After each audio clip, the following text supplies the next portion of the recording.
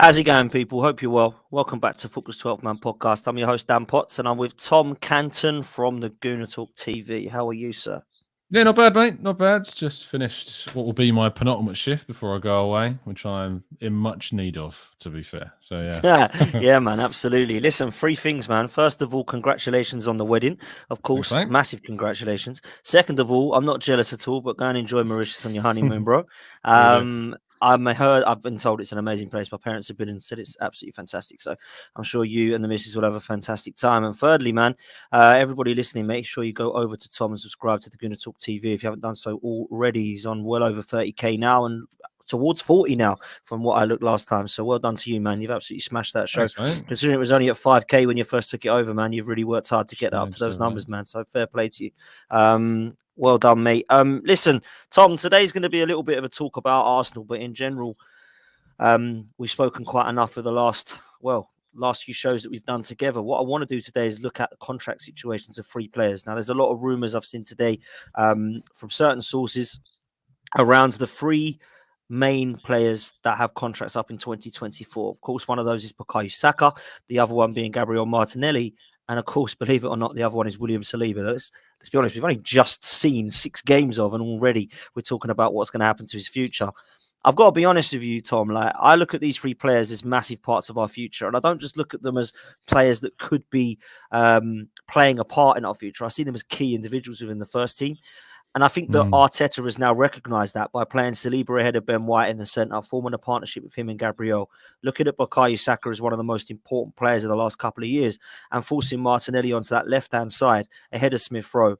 And I think this is probably the best start that Martinelli's had to his Arsenal career so far. So I'm looking at these three players as a massive part of the club. Is there any of those in particular that you have sort of concerns or worries about in terms of their quality, or have all of them got a potentially high ceiling for you, mate?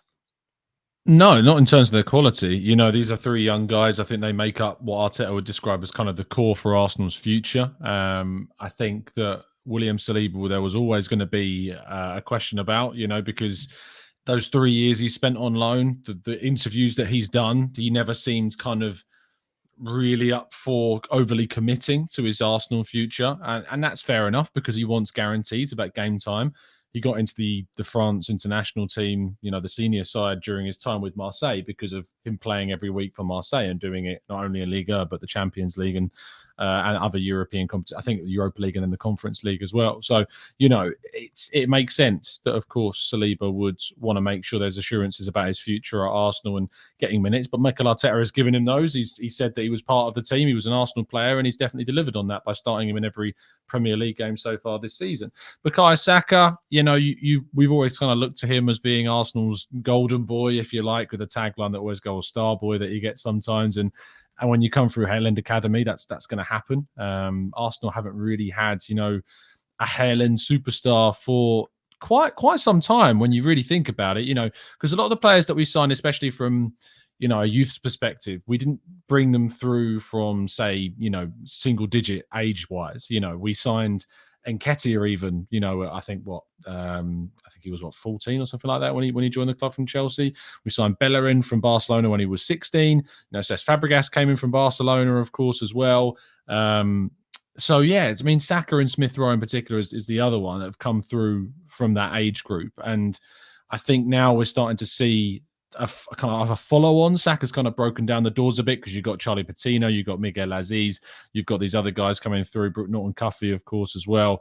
And I think Saka, in terms of his quality, he's 21 years of age and he's in the England squad. He's probably going to be England's starting right winger.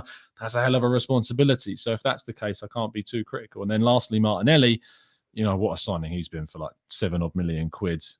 One of the few things under the Raul Sanyehi regime I'm happy about, from a recruitment standpoint. But yeah, brilliant from him. Listen, all three of them have got massive potential, and we'll come on to that in a little bit. But I want to break the three players down. First of all, we'll start with Saliba. Seems weird for me, Tom, that we signed this guy in 2019-20 season under Unai Emery because we've only seen 6 games in an Arsenal shirt. What I will say is that when we signed him, I knew nothing about him. 18-year-old that was highly rated, played alongside Wesley Fofana, who did come in straight into the Premier League and impressed, and is now at Chelsea after his great stint at Leicester. But what I'll say about Saliba is as soon as I buy a player that then goes out on loan, what I've tended to do is start to look at them And I never do that normally. If there's a player we're linked with that I know we're not going to buy, I don't go and look at them, but I do when we've signed them. I saw you did a piece today on the Birmingham centre-half Trusty, and you were quite impressed with his performances on loan, and that's a player that I'm going to try to watch. The only problem with that is trying to watch Championship football is never the easiest, is it? But when you look at players that go on loan, you want to try and see how they're doing. Charlie Patino, likewise at Blackpool, I think has got an injury at the moment, but has done really well. Apparently, he's come back actually. He came back yesterday. There we go. So that's good news because that's a player that I think's got a lot of potential as well. But what I'm meaning is, I looked at Saliba at St Etienne, and to be fair, I was actually quite okay with the fact that he wanted to stay there for a season. An 18-year-old kid, I didn't know much about. Wasn't like I wanted him in the first team, and he played really well. And then when he had that second season, and we were looking at the players at Nice, then we were looking at the player of the third season at Marseille. We're just hearing loads and loads about this kid, and I just really wanted to see him in an Arsenal shirt. I still held a little bit of resentment, I suppose, because what I didn't want to do was say that this guy is going to be the next best thing. There's a lot of people already in there, particularly in Arsenal fans, that are particularly positive, saying that they're the next Van Dijks, and there's Rio Ferdinand's being compared, and Vincent Kompany's and stuff. And I'm like, I don't like to do that, because what I don't want to do is tell everybody that he's going to be the Arsenal's Rio Ferdinand. Where I have nothing against is when they compare the two in terms of attributes and style. That's completely different for me, because then you're not saying he's going to be anywhere near as good or better than Rio Ferdinand. I understand why people link him to Rio Ferdinand, because I think his ball playing defending is great, and I do like a lot about his game, which does remind me of that style of defender. And if he's half as good as Rio, I think we've got a great player on our hands. So let's just see where he can get first. I've been really impressed, Tom, and I'm still like this on us bringing him back earlier. A lot of people say, no, it's like that. He did the right thing. I'm a little bit like this. And the only reason I say that is because the players that he would have got ahead of, let's say, for example, we've got Ben White and Gabriel, and behind that cover is two players that you look at and go, wow, like if Ben White and Gabriel are coming out, we've got brilliant players to come in. I think at the time, when you look at who he was playing, who was playing ahead of him, Holding, Mustafi, Kolasinac, David Luiz, Socrates, I was thinking, am I missing something? How good is this kid then? If he's not better than them, I'm worried. Now, it looks like a stroke of genius now, because at 3 years down the line, he's looked like he learnt his trade, and he can come in and do some great defending. Does that put any doubt in your mind, however, Tom, to his happiness at the club moving forward? He looks very happy at the moment, I might add. But do you fancy him to sign a long-term deal with Arsenal, knowing that he's had a few seasons on loan where his future was, let's be honest, up in the air at Arsenal?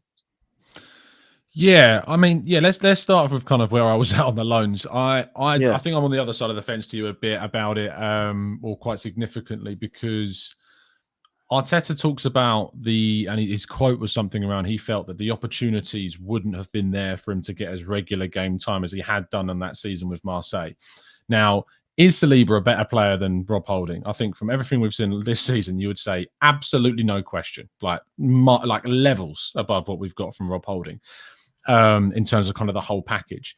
Defensively, Rob Holding is a very good defender. Actually, he's really good at defending his box. He's really good at kind of stopping opposition plays. He's great to bring off the bench. And, Saliba learned a lot of the kind of the defensive side of things whilst playing with Marseille. Really good playing out from the back, really good with the ball at his feet, really good at progressing, and good on one-in-one situations, to be fair to him.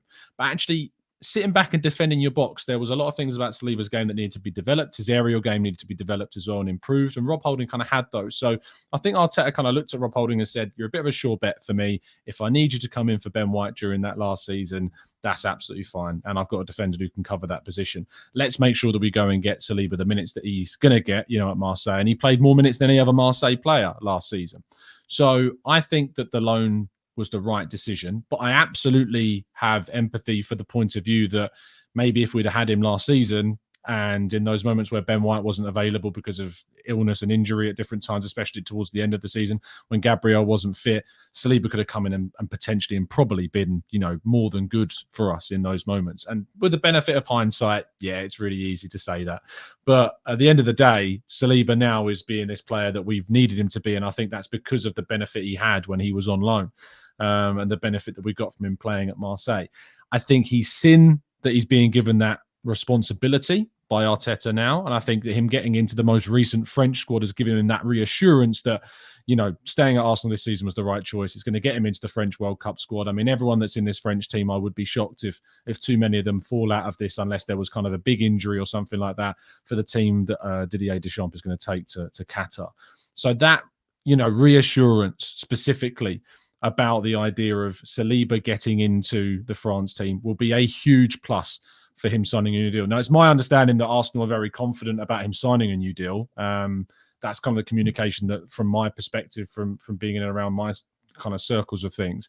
However, there has even been some reports saying that he's already agreed to sign a new deal. I can't verify that, and I haven't been able to verify that at all. All I've heard is that Arsenal are confident about getting a new deal signed for him. So that's kind of where we're at with Saliba. But yeah, do you see where I'm at with kind of why I thought the loan benefited him a lot, really? I see where you're at, and Lee Judges is the same as you, and we speak about it quite a lot. And, Lee thinks that there was a need for that. There was time for him to go and learn his trade, and he feels that that's definitely benefited him. To answer the question, Tom, no one knows. No one will be able to know what Saliba would have done in an Arsenal shirt last season or the season before that. And nobody will be able to say how much of the loan deal benefited him for this season. All I know is now I'm judging him on what I see, and I'm very impressed. I'm really encouraged by his distribution. I really like his decision making. I think his positioning is excellent. I like his stature and the attributes of that kind of strong presence at the back there and alongside Gabriel. And I think he's actually been better than Gabriel. Gabriel's a player I like, by the way. A lot of people sometimes think he's got a mistake in him. I think at a young defender, most of them have, to be fair, that we've got. But I actually look at what Gabriel's done at an Arsenal shirt, and I think he's been a really good signing for us. And for Saliba to come in alongside him, form a partnership quite early on, and actually outplay him in most games, I think it's been fantastic. Before we come on to the actual contract talks and what I like you of him staying and what he might be earning a week, where do you put his potential in the bracket as a defender at Arsenal? We've got some shockers, man. We've had the Stefanovs and the Sigans and the Senderosses and the Skilachis, Mustafis.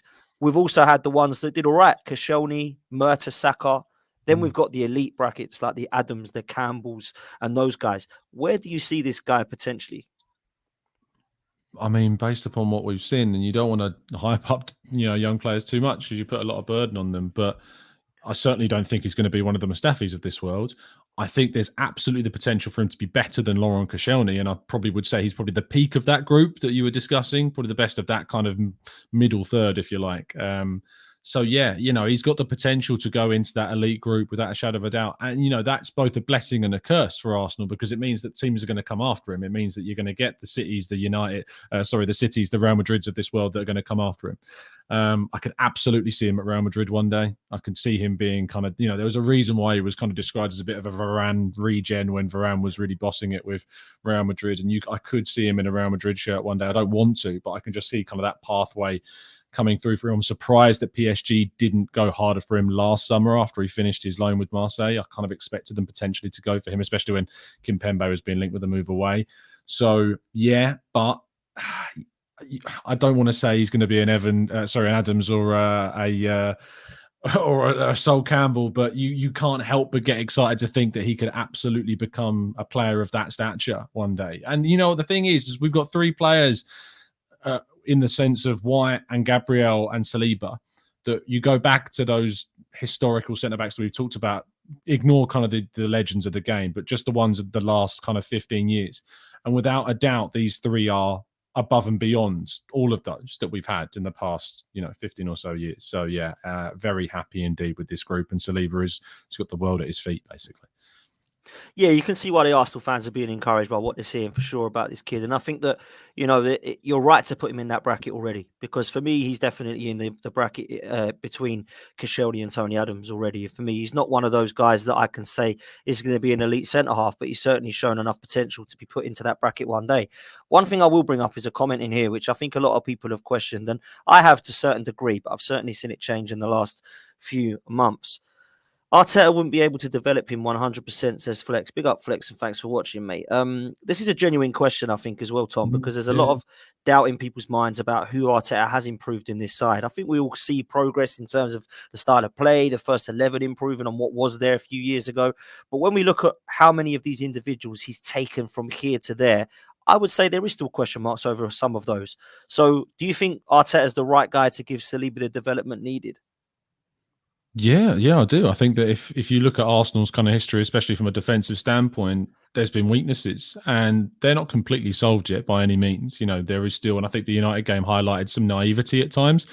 I think the United game was more particular in regards to, we were so excited at the moment when we equalised. We thought we were going to go on and win it, and our heads went a bit defensively and opened the gaps up, and they were clinical in the chances that we practically gave to them.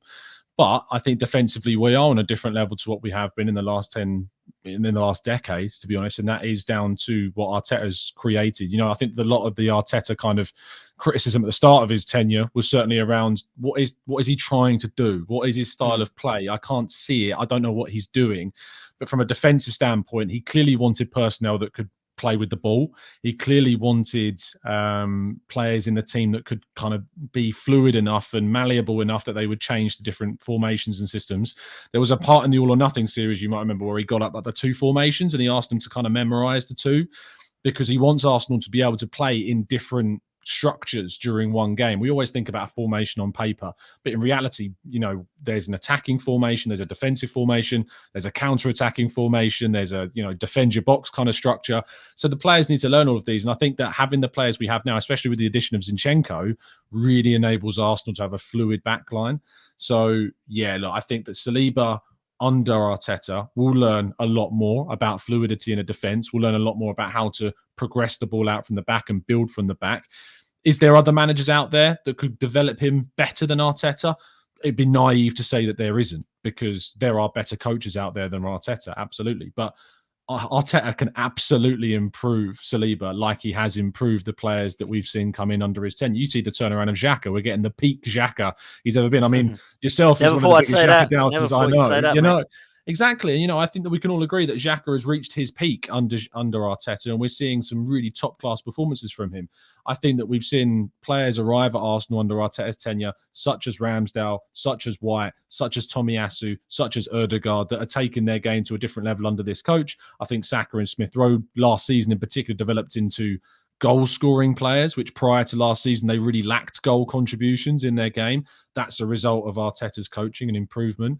And you look at the recruitment that we've done, someone like Gabriel Jesus comes in and, lifts things. And Arteta wants to bring players in that are going to lift that level. And Zinchenko will do that for the defensive line and hopefully for the likes of Saliba as well. But yeah, he can absolutely improve, as has plenty of other players, I think, under Arteta. But there's obviously an argument that another coach, a more established coach, a better coach, could potentially get more. But I think that's just kind of what you would expect on paper.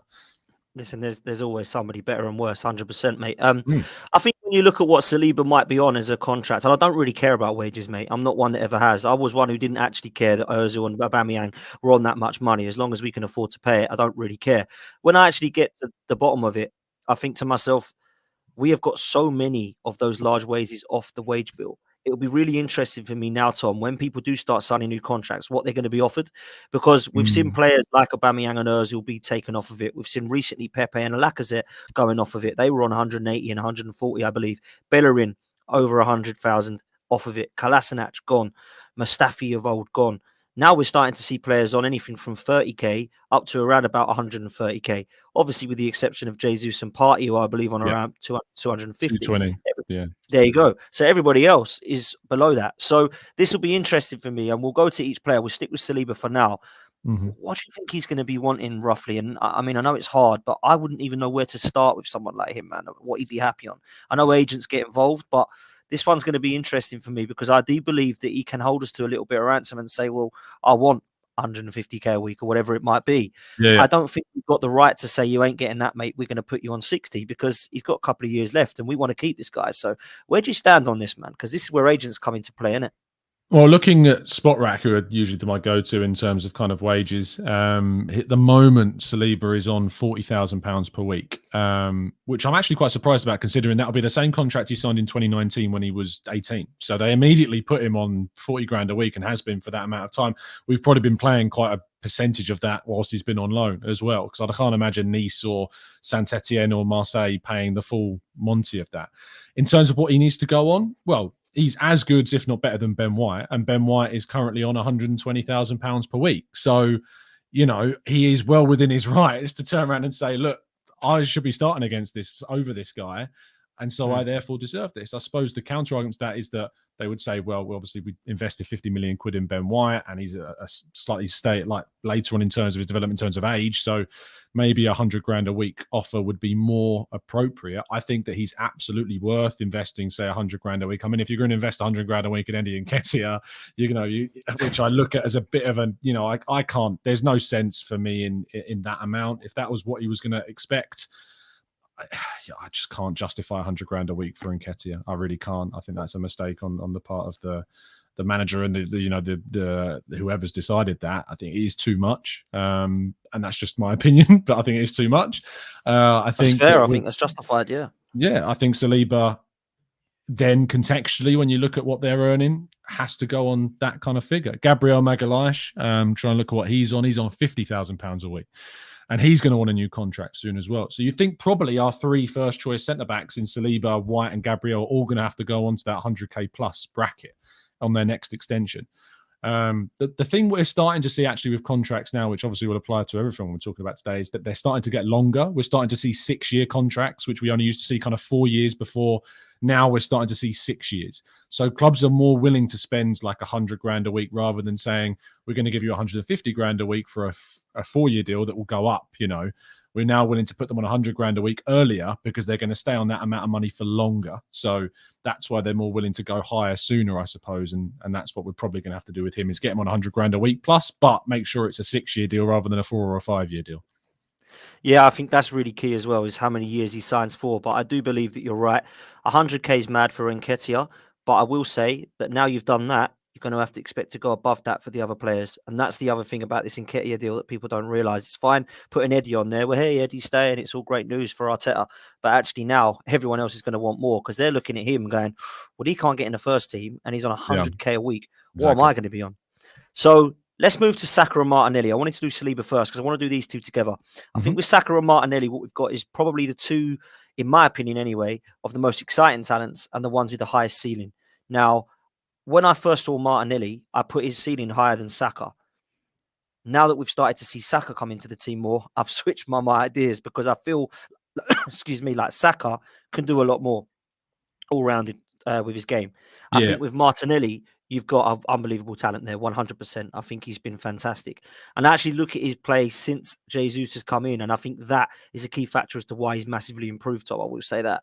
But these two have to sign, and it only seems like 5 minutes ago they did sign, and now we've got to sign him again because that contract is now coming towards the last couple of years of his contract. So what do we do with these two, and what are they going to want a week? Because I'm not being funny, Tom. They're going to ask for like between 125 to 170, aren't they? It's going to be like that kind of money we're talking about, particularly for guys Saka, in my opinion. I mean, Martinelli is already on 90k a week. That was his last contract extension. Bukayo Saka's on, according to this, 30, although for some reason I thought it was higher, but 30, which ironically is less than what Folarin Balogun's new contract was signed for. So when you consider that context, that's pretty mad. If I was Saka's agent, I would say, don't sign a new deal until next summer. Take it down to the last year of your contract. It will give me the most ability to kind of, negotiate the best possible deal. You're going to be able to match up offers from the likes of Liverpool and City that probably will come, because he's in that bracket of the style of player that those two teams love to try and get. But Arsenal, again, similar to Saliba, they are confident that he'll sign a new deal. He's come out recently publicly and said that he wants to sign a new deal. But in terms of the money, you're absolutely right in saying he has to go up there as one of our highest earners, because in the terms of the scheme of the team, he is one of the first players on the team sheet. And if you are one of the first players on the team sheet, like Jesus, like Partey, you can start to talk about those kind of figures. Now, I think that at 21 years of age, or 21 years of age, he would be accepting, I think, of a sub £200,000 per week contract. And I think Arsenal would be fair to say offer him £150,000 a week and see what that kind of the response they got from that. Because I think he knows if he's going to be at Arsenal for the long term, they'll want to extend him, potentially improve his deal every 2-3 seasons. And you can very quickly get up to those £200,000 per week deals. And plus, with that kind of wage, as we know at Arsenal, yes, it's great, you get more money. But as we've seen historically with Arsenal, the players on the biggest wages do tend to slip and dip and have that extra pressure on them and extra expectation with Ozil, with Aubameyang. And I know we're not talking about those kind of figures yet, but at his age, you can absolutely see that starting to exponentially rise into those kind of figures. So I think £150,000 per week for both Saka and Martinelli would be it would be fair in the context of what Arsenal have cultivated in terms of their wage bill, but still, I think contextually in terms of what that kind of age player earns, it would be above what I think the norm would be. But it might be what we have to do to keep them. I think we're going to have to do it with all three, Tom, if I'm honest with you. I think all three of them are going to demand, well, their agents, I should say, are going to demand. Would you be comfortable with that? Like 150 grand a week for Saka and Martinelli? Of course. I would. Listen, I was comfortable with 350 for Aubameyang because we have to keep these players. I don't think we can sit there and worry and turn into accountants. Do you know what I mean? I think some of the Arsenal fan base do. I think they start to get obsessed with it. Oh my God, we've saved £7 million on Aubameyang because we didn't, have to pay him for his wages between February. I couldn't give a damn. If I'm honest with you, I could not give a damn. That is not going to allow us to do anything more in summer at £7 million. So I think personally, as much as I'm totally against spending a mental amount of money that would make us look silly, I still don't mind spending money that I believe is sensible. Yeah. And I think 150k for all three of those, if it had to happen, would not be unsensible at all. So I don't think go on, mate. I was just say, to be fair, Hoddle Crypto in your chat box makes a good point, saying he'd give Saka and Nelly 100 grand a week and 50k per goal. These contract like wages are one of the most inaccurately reported things because they're quite well guarded. They're not really leaked like transfer fees are. So whilst we talk about kind of £150,000 per week, they will be incentivized. It won't be 150 grand flat. It will be a certain base fee with appearance kind of additions and goal additions and assist additions. They will be incentivized. It's just part and parcel of what happens. But wages are reported in terms of kind of the whole package that includes bonuses rather than, what the base fee is. No, that's really interesting. And I think for me, when you look at what people are on, sometimes they'll say, don't they, they've gone for a transfer fee of so-and-so and it's broken down crazily. And for me, sometimes I just look at the fee and don't look at anything else. I just say, for example, Paul Pogba went for 100 million. When you break it right down, you think, what has he actually gone for? No, you're absolutely right. As well. Martial, another great one. So let's talk about Martinelli and Saka just quickly, man, before we move on, because I feel like they're two players that everyone's happy with. We're excited by it. I still think there's a massive amount of their game that can be improved. And I'm not saying that harshly. I just think that's natural. They're 20 and 21 years old. Yep. It's going to get to a stage with those two that we're going to have to demand the best because they're two of our better players. And what comes with that is more pressure. I think Martinelli can sometimes be a little bit rash with his decision-making. I think his complacency sometimes can get to him. I think sometimes he looks really composed. I think, wow, look at you. You look fantastic. Other times he's smashing the ball when it comes to him straight away. I think that needs to improve with him. I think goals for both of them do, but I'm actually quite impressed with what I've seen, particularly in Bukayo Saka last year, getting into double figures. And so far this season, so good for Martinelli, to be fair.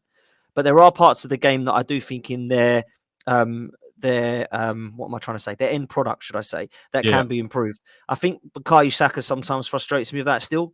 I have more faith in Martinelli going through on goal than I do Bukayo Saka. And that sounds crazy because Saka scored more goals last season.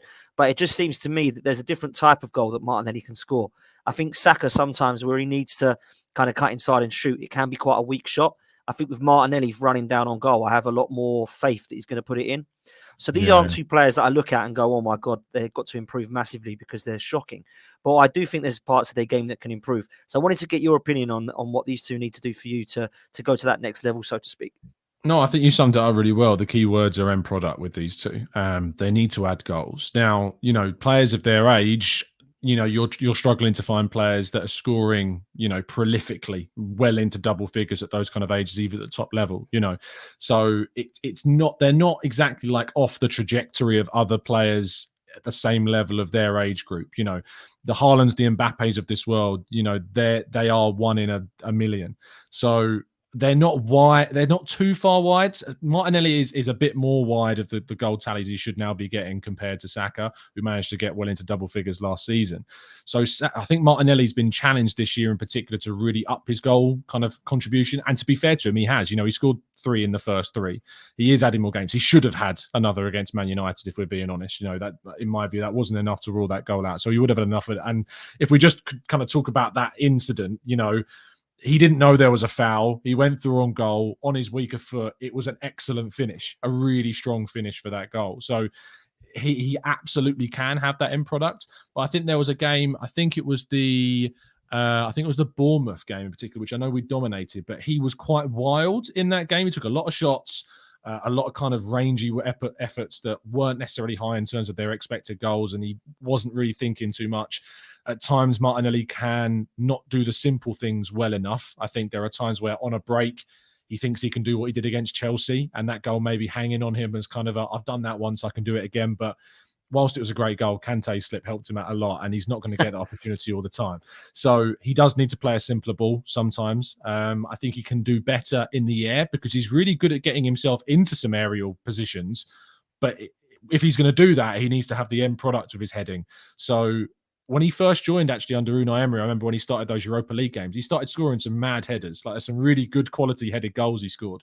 And that's dipped away a little bit in the last couple of seasons. There was a chance he had that Odegaard created brilliantly against Man United that he should have done better to test David De Gea with. There was another chance that Marquinhos set up for him against Zurich that he should have done better with as well. So actually his aerial ability, even though he's shorter, because he's good at getting into those positions, he needs to improve and work on that. Arteta is trying to work desperately on his abilities in the middle because he's being trained more centrally. I think that there's a good argument that whilst we talk about us needing to add depth to the striker position, that Martinelli's potential future could still lie as more of a centre forward.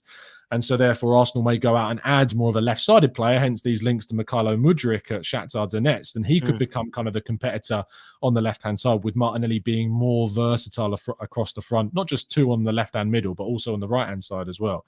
So that's Martinelli. I think you're right in saying end product absolutely has to be improved. Saka's kind of weird because his goal tally was great last season, but he started this season a bit off the pace. But the reason for that, I actually think, is because the responsibility has actually been lifted off of him by Jesus' introduction. And I think our good friend Harry Simeon, of course, I think raised a great point on one of our previous shows we did on Sophie's channel, where he talked about the teams aren't going to mark Saka out of the game anymore because they have to worry about Jesus and Saka, and to a lesser extent Martinelli, and also Odegaard feeding all three of them. So Saka's been given kind of more space to work in than he was last season, which weirdly is having more of a detrimental impact on him because he doesn't really know what to do with more space this season, which is kind of like a strange kind of analysis. But now he's got more space to run into. It's making him overthink. I think it's giving him more time to think than he had last year. And last year, we worked really well off instinct and made the right choice at the right time. Now he's being given more time to think. He's overthinking certain things. And that's meaning that, the effort that he had against Fulham where he did like a Ronaldo chop back, or against Rabiot, I think it was. I think Saka last season, you think about the goal he scored against Brentford on his left foot across the keeper, he can absolutely take a shot on his right foot. And I think slowing down the play and allowing Leno to come out to him, even though it was a great cutback to get onto his left foot, potentially a more confident Saka should have gone through and tried the effort on his right foot, gone round Leno or whatever he wanted to do in that moment. But I think there are just certain times where he overthinks certain scenarios. Now he got his goal against United, I think that he will start to, we might see the floodgates open and he might find that confidence again. But he is a confidence player. But I think that he needs to learn to work a lot more with Jesus. He's brilliant with his back to goal with a player on him. He can spin away from a player better than nearly anyone in the Premier League, to be fair to him. And he's great. I think when you think about Pepe struggles with taking on players, he doesn't suffer from that. He can take two players on with ease at times, and he makes it look so easy. So I think it's a confidence thing. But Martinelli and Saka should definitely be looking to get at least 12 plus Premier League goals each, in my opinion. That's the target they should really be looking to try and achieve in the Premier League. And they're definitely good enough, and they've got the players around them to get that. So I think that's a fair target for the two of them. Yeah, I do. I must admit, big fan of both of them. I believe, like you, that Martinelli could be a striker in the future. I believe Saka will go on to be a talent, whether that's a world-class talent or an elite level is yet to be seen. But I've been massively impressed, man. I want to ask you this, Tom, 2 questions. Which one of these two has the highest ceiling? And the second question, if they do reach that, give me a player of what that might look like, present or past. So who does Sterling, do you think, remind you of, and where can he get to? And likewise with Martinelli, because I've got 2 in mind, and you know who I think's got the highest ceiling, because I said it earlier. But I'll be really interested to get your kind of take on that. So, just to clarify, kind of what kind of level should we looking them to get to, like the Sterlings of this world? It's a good question. Actually, it's funny because whilst I read your chat box with Hoddle saying actually need to look to 15 each, or when I said I think they should be getting 12 each, as you were asking the question, I was also looking up Sadio Mane's statistics from the last 3 Premier League seasons. So in 1920, he got 18 Premier League goals. In 2021, he got 11 Premier League goals. And from 21-22, he got 16 Premier League goals. So if we're saying 15, which is, I think, the average actually across those 3 seasons, about 15. You're asking Saka and Martinelli at the age of 21 to produce the goal output of a prime Sadio Mane. Do you see what I'm saying? It's a great point. So I don't think 15 is a fair expectation for these guys. I think that they have the ability to get to 15 goals. And so that's why I think a Sadio Mane prime is what we should really be aiming for these two. Salah prime for Saka, as a potential. Salah was getting over 20 Premier League goals. Yes, he had penalties in his racket as well, which helps. And I think Saka's also going to be on penalties, it seems, this season as well. Yeah. We haven't had a penalty this season, have we? That's mad when you think. Yeah, we have. We had one. Did we not have one against... Have we had a penalty? No, you're right. I don't think we had a penalty this season. Bro. Yeah. So I think you're right, Saka's bro. not had that, whereas Salah obviously had those penalties as well. So, yeah, look, I think Mane prime is a good kind of level for those two to aim to. And if our expectation while they're 21 years of age is 15, I'd say just temper it and just consider how many goals prime Sadio Mane was getting in the Premier League for a team like Liverpool that dominated so many teams as well. Yeah, I'd say that's what they should be aiming to. So there you go. Yeah, that's fair. I think 15 goals and assists might be fairer in terms of combining the two. But I think you're right. 15 goals for both of them is going to be difficult. The reason I thought we had a penalty is because it was actually pre-season and Saka took it. That's why. Yes, you're right. So, yeah, that was, wasn't it? Yeah. I think it was Seville at home, yeah. So that's that. In terms of an actual ceiling, I'm going to go with Saka. But I did mention Martinelli before Saka when I think he came on the scene under Emery first, didn't he? And Saka actually wasn't even playing under Arteta until after the FA Cup win. I think when you look at it, in terms of potential, you mentioned Raheem Sterling, and it's quite interesting that you mentioned Sterling earlier because that was the one I was going to go for Saka. Now, I think he's actually quite an underrated player, Raheem Sterling. A lot of people give him give him stick. He can be incredibly frustrating at times, Raheem Sterling. And he can be so frustrating because he goes one way or another. If you look at what he's done in the game at Liverpool and City, and he's scoring now every single game, it seems, at Chelsea, and the only one who is, I think you need to give him a lot more credit than perhaps some people do, and for club and country. He's done it for England as well. If Saka can go down that road, for me, I don't think that would be a shockingly bad thing. Now, obviously, I'd love him to be a Mane or better than that even. And listen, he could be unbelievable. We don't know yet. But I think if he was to go into the kind of footsteps, and hopefully he won't move around clubs like Sterling has, but if he goes into that kind of mould, I don't think that would be such a bad bet. The other one I thought of for Martinelli, I'm not going to go mad and say it's a Ronaldinho or Ronaldo level. Yeah. I think Neymar may even be a bit of a push, to be fair, for that. But I did look at that kind of example and think, is Neymar like that is Martinelli like that Neymar type where he goes left and then can go through the centre? So they were the two that come to mind for me. And I just wanted to get your thoughts to see if that's unrealistic for Saka and Martinelli to hit those heights, or is that just putting way too much pressure on them at a young age? Arsenal want to get to the top again, Dan, as we all want them to. Then Arsenal need to have a level of quality player that is of those ilk, is of the levels of the players that you're talking about. So whilst it may seem mad whilst they're 21 to start talking about them in the same breath as some of the players you've named there, that's what Arsenal are going to need. That's the level of player Arsenal are going to need to get to the top. So I don't necessarily think that you're asking for too much. I think if the expectation, like I think some people think, is now that that's the level of they should be producing, that's obviously a little bit wide. But no, that's kind of what they need to start aiming towards. They should have kind of those lofty aims to try and reach that level because, it's a really short answer, Dan. I'm sorry, but it's just like... I think it's the right answer, though. If we want to be at the top, we need players that are as good as those that you've named. And so they have to be as good and reach that kind of level for us to be at that level. So, it's fair. No, that's fair play, man. Listen, I'm going to bring this super chat in from Chaitanya. Big up yourself, Chaitanya. I hope you're well, bro. Says we need to wrap these boys in contracts.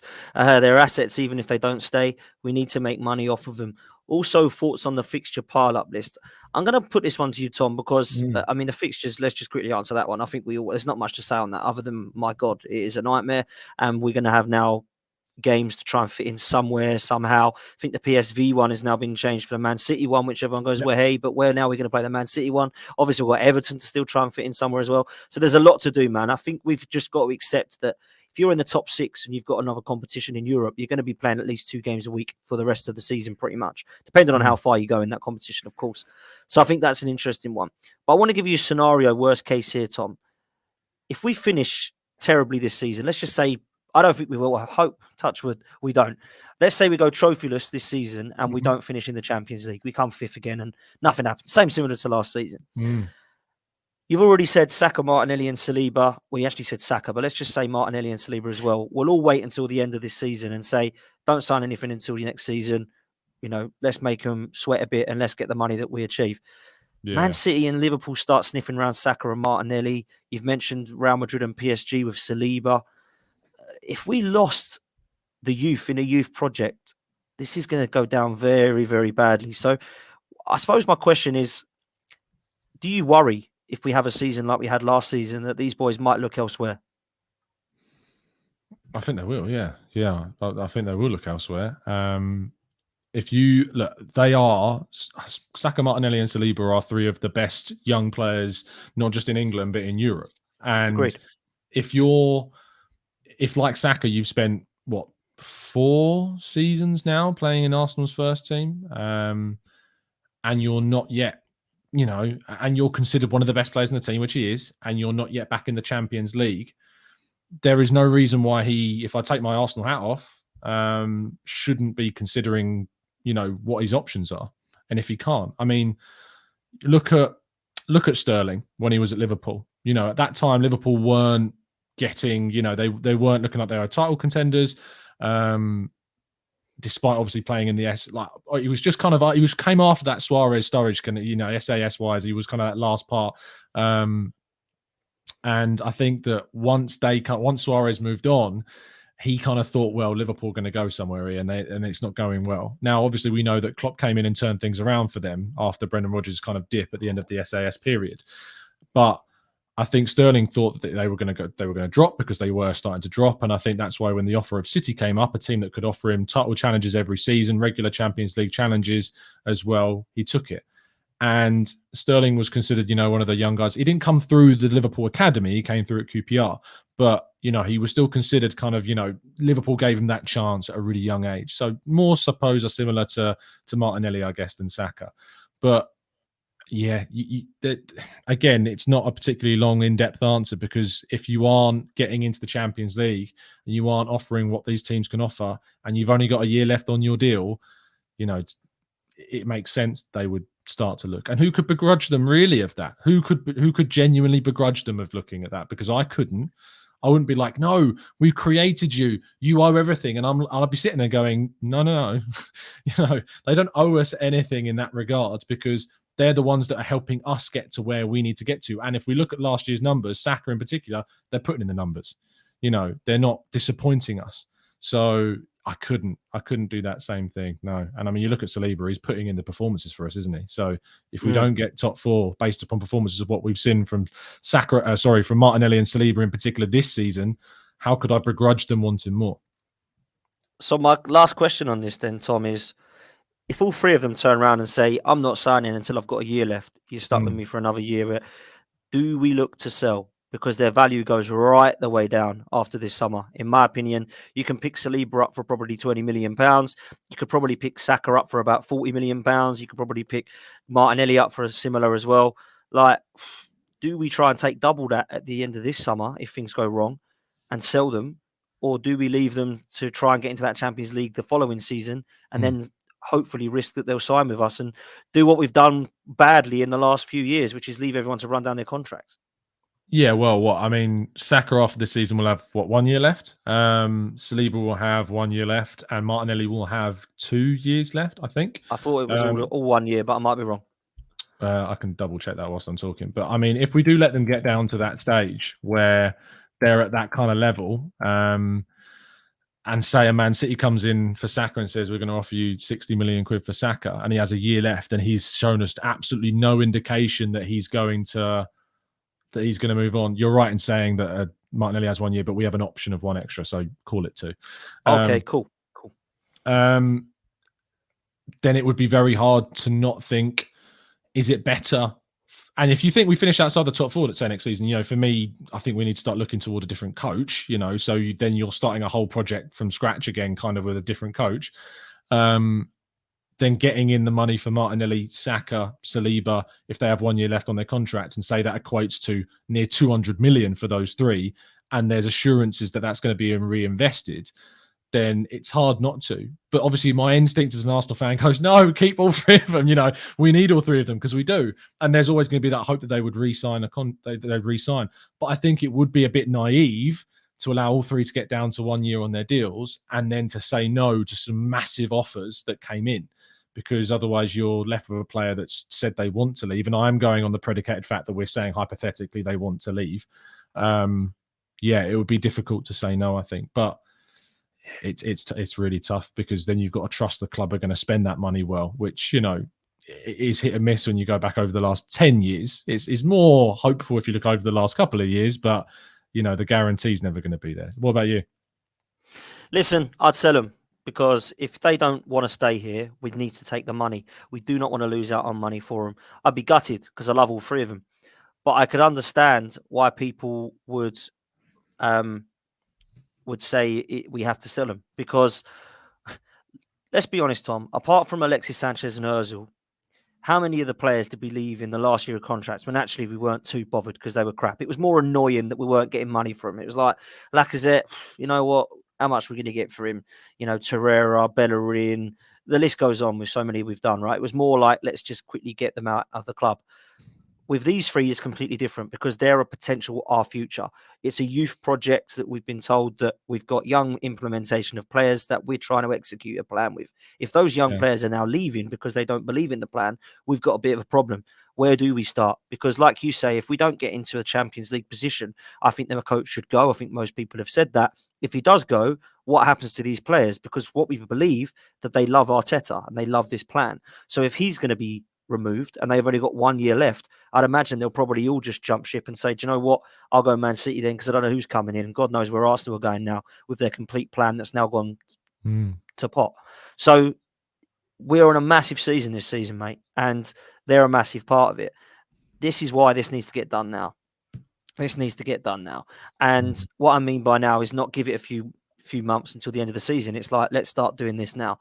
And that's why I think the reports come in, because I think it is a priority for Arsenal now to get these 3 signed up long term. So it'll be interesting to see what news we get in the coming weeks. But I do feel like all 3 of them will sign. I do. Yeah. I think Martinelli is the one. I think Martinelli is the one that will, because you've just rightly pointed it out that he's got an option to extend. That's a great bit of news. That is a great bit of news. I can't be amazed if that doesn't happen. Saka, I think, wants to stay. I think he does. I think it's his agent that's going to play silly buggers. I think it's this, if I'm right, Tom, it's the same agent as Eddie. So I think he's going to want ridiculous amount of money. If that agent wants 100k for Eddie, then he's going to want 150 plus, in my opinion, for Saka, maybe even nearer to 200. I think with Saliba, I don't know much about his situation still, but I do believe that he's happy at Arsenal. And I do, I would say I'm 80% sure that they'll sign. All 3 of them will sign. That's how confident I am. And that for 3 players to sign is quite high, I'd say 80%. So that's what I would say on those 3 players. Just lastly on that, what's your thoughts? Are you quite confident? Yeah, I think the key thing, Arteta signing the new deal was important, because Saka and Martinelli in particular were really kind of, their futures did kind of connect to Arteta's future, because they really like the coach. They really want to be playing under him. They wanted to see him sign that new contract, is what I've been told. So I think the fact that Arteta signed that new deal, last season, rather than us waiting necessarily to the end of his contract, will help us in these discussions over the course of this season. Saliba, I fairly am confident, especially because he's playing every week. If he was on the bench or wasn't starting over White, then I'd be like, I don't think he's going to sign. I think he's probably going to go. But because he's starting every single week, I think that means that there is a strong chance. And now he's in the France squad and it looks like he's going to go to the World Cup. I don't see why he wouldn't stay, because he's got those assurances that he had doubts about. So yeah, I'd say Saka, I'm 90% confident. Martinelli, I'm probably even more than that confident or something deal. Saliba, I'm probably about 80%. Fair play, man. Fair play. Listen, before we wrap up, I wanted to talk quickly about Gareth Southgate's selection in England. There's a lot of people complaining that Ben White's not in this squad. And if I'm honest, as much as I don't think Ben White is a Tony Adams like some, I do think he's had a very good season. And I think he definitely deserves to be in the England squad. I look at some of the players that Gareth Southgate has put in this side, and I'm baffled, Tom. I'm baffled.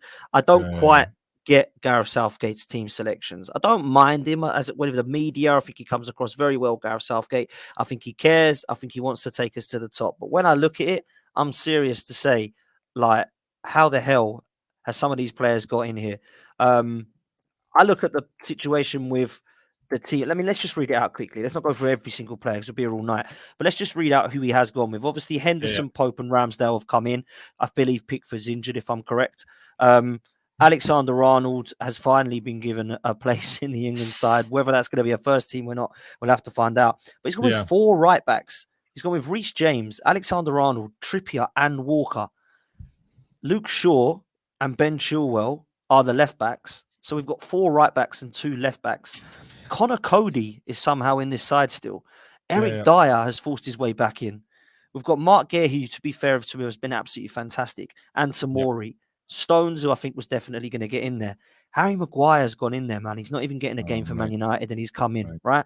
Yeah. Then we've got in midfield. I don't think there's any qualms there. I think Phillips and Rice are always going to be there defensively, and I think Mount, Bellingham, and Ward-Prowse deserve a mention, at least to get into this side because of how good they've been for their club.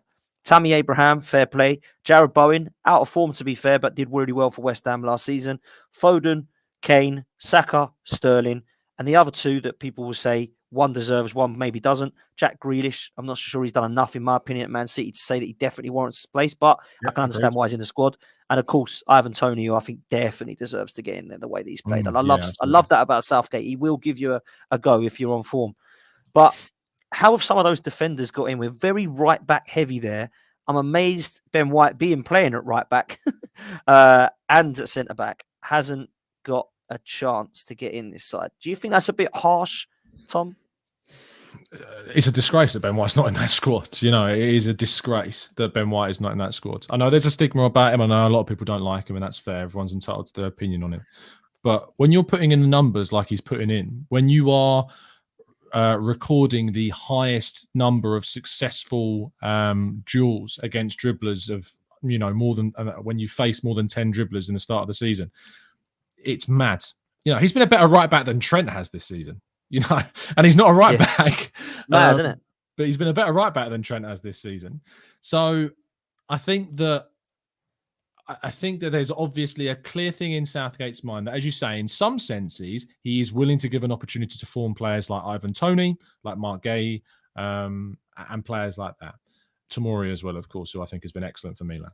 But there's something that holds him back from removing players that are what were considered kind of immovable from the squad, like Maguire, like Stones, I guess. But I can't get my head around the Ben White exclusion. I can't get my head around Connor Cody and Maguire being there. Eric Dyer, despite us, of course, being Arsenal fans, Eric Dyer deserves to be in that squad. I think he's been very good this season. It's probably, it's the right time for him to return. But Cody and Maguire, I don't get it. I don't get it. And it sucks because there's 2 sides to it. One side is that we're delighted that the player won't be risked. We're delighted that the player won't be used. But there's another side to it, and this is particularly important when we consider the Brazil squad with Martinelli, who wasn't involved. Now, with Jesus and Gabriel, it said that's not meant to be a problem, and they probably will still be going to the World Cup. For Martinelli, it's not as certain. We want Martinelli to go to that World Cup because it's different gravy for a Brazilian player to get into their squad. It means more that if you win the Champions League with your club, it means nothing compared to winning the World Cup with Brazil. Nothing. Tim Stillman talks about this really brilliantly on the Arsenal Vision podcast. And I'm drawing a lot from what he said. But genuinely, it means the world. And he won't probably play that much, Martinelli, to be fair. You know, he won't get to the team. So it doesn't even matter in terms of fitness that much. But actually just being in the squad will be so beneficial for his mental state. And I think there is an argument for Ben White. There is that as well. That I think that Ben White will be a bit done in, you know, that he's not involved. And he may not have even started many of the games. He might have started one. He might have come off the bench in one. So it's not exactly like, you know, he wasn't going to be playing loads. So he wasn't really going to be risked. So I actually kind of think there's an argument to say that it's better they were involved and had that boost from a mental standpoint of knowing they're in the squad. So it's a lose-lose in a weird way. It's a strange one, isn't it? Because I actually don't care that he's not been picked for a selfish reason, because he's not going to get injured. But when you look at what Ben White is probably going to go through, he's going to be scratching his head thinking, okay, I know I'm not the best in the world, but I'm better than about 4 of these. How the hell have I not got in here? And then you start to question not just your own performances, but you'll start to question the manager and think, do you like me, fella? Now, what I will say is that he called up Ben White, Gareth Southgate, for the last Euros when one of the guys got injured. I can't remember who it was, but someone did, and he actually went forward and said, I'll take you. And that must have meant to him that this is great news for me. But there are some players out of this side, and, you know, like someone...